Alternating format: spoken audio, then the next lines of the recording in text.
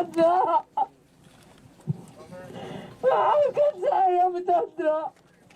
Terima kasih. Terima kasih.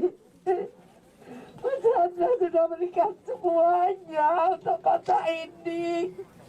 Terima kasih, Bu Chandra. Maafkan saya.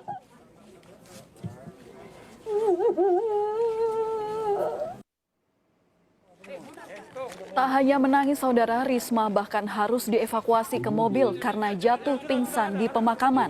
Sementara kerabat menyebut sosok Chandra Oratmangun adalah perempuan yang tangguh dan dikenal cukup baik terhadap semua orang. Menjadi pengarang, dia juga bisa menjadi penasihat, bahkan dia adalah seorang sahabat yang menurut kami sangat hangat sekali. Dia cepat tanggap dan peduli. Itu yang kita merasakan adalah sesuatu kehilangan besar. Sosok tokoh wanita yang menjadi kebanggaan kita.